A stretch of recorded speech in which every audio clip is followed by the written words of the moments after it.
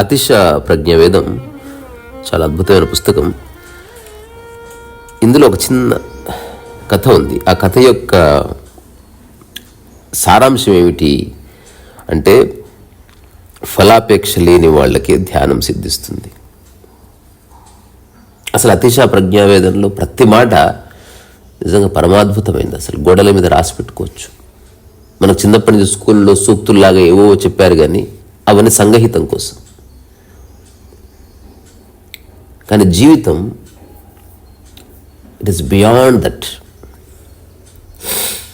So ఫలాపేక్ష లేని వాళ్ళకి ధ్యానం సిద్ధిస్తుందనే దానికి ఒక చిన్న కథ ఈ తెల్లవారుజామున చదువుతుంటే నాకు నచ్చి నేను మీతో షేర్ చేస్తున్నాను. ఇది ఒక పురాతనమైన కథ, అట్లాగే నిత్య నూతనమైంది.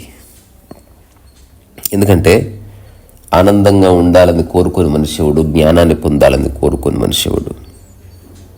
Everyone wants to be happy and knowledgeable, right? So ఆ కథలోకి వెళ్దాం. ఒక వ్యక్తి ఏది ఏమైనా సరే ఆత్మజ్ఞానాన్ని పొందాలి,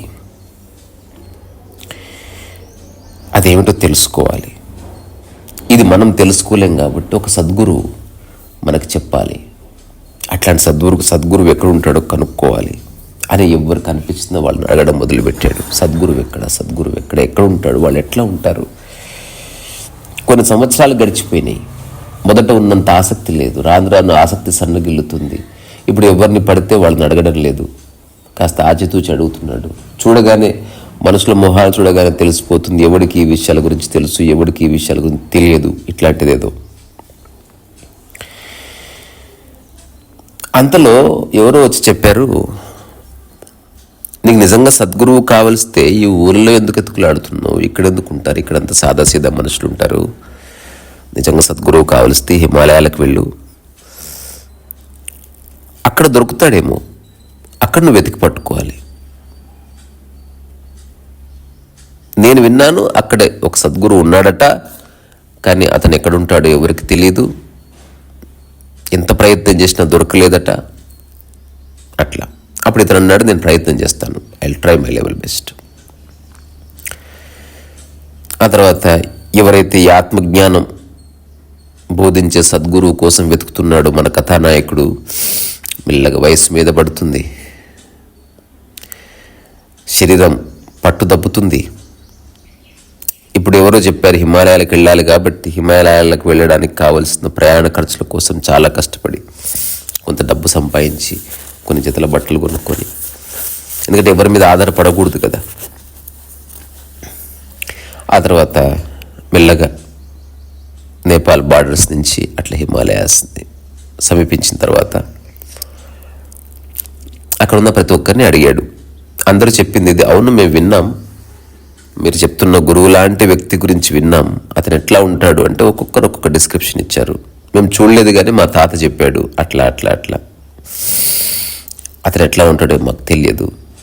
ఓవరాల్గా ఏం చెప్పారంటే అతను చాలా ఆనందంగా ఉంటాడు, సరైన వ్యక్తికి దర్శనమిస్తాడు అతను.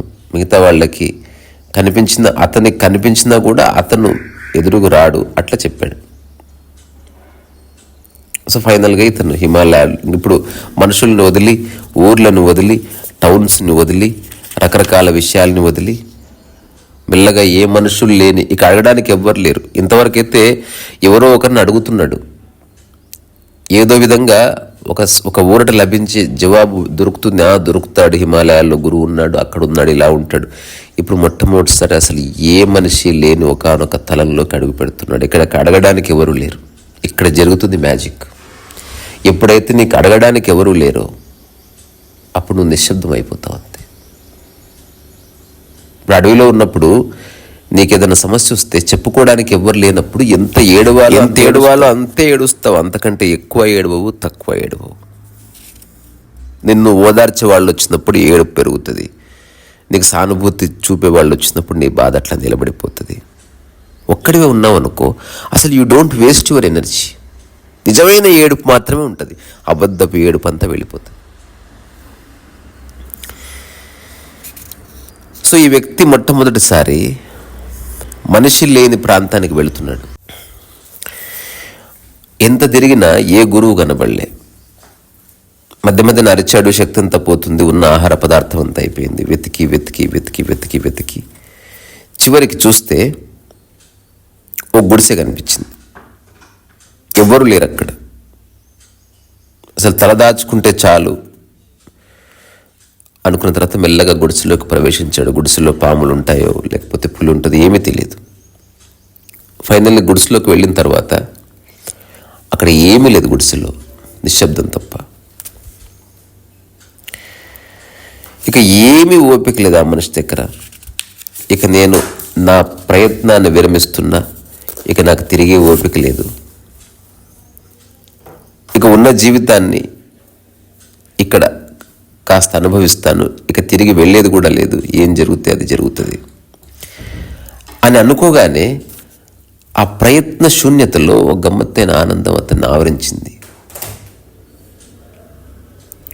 ఒక చిన్న రిలీఫ్. ఎందుకంటే కొన్ని సంవత్సరాల నుంచి ఒక ఆలోచన మోస్తున్నాడు, మొట్టమొదటిసారి ఆలోచన వదిలేశాడు. హఠాత్తుగా కళ్ళలో నీళ్ళు వచ్చాయి, చిన్న ఆనందం కలిగింది. ఆ తర్వాత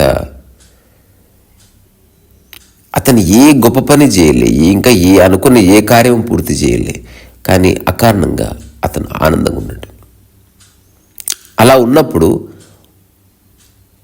ఆ గుడిసె పైన ఉన్న ఒకానొక హోల్ నుంచి ఆ చంద్రుణ్ణి సూర్యుని చూస్తున్నప్పుడు, దాన్ని ఆస్వాదిస్తున్నప్పుడు ఒక వ్యక్తి అట్లా పైనుంచి వంగి మందహాసం చేస్తూ,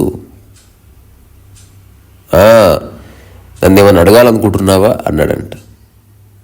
అప్పుడు ఆ వ్యక్తి తీక్షణంగా ఆ ముసలి వ్యక్తి వైపు చూసి లేదండి అని చెప్పాడంట. అప్పుడు ఆ పెద్ద ఆయన చాలా గట్టిగా నవ్వుతూ, నువ్వు చాలా తెలుసుకోవాలని తిరిగావు, సద్గురు ద్వారా ఏదో జ్ఞానం కావాలని తిరిగావు, అట్లాంటి వాళ్ళే ఇంత దూరం వస్తారు, మరి నీకు దొరికిందా అంటే అప్పుడు ఈ ట్రావెలర్ చెప్పాడంట, తెలిసింది నాకు.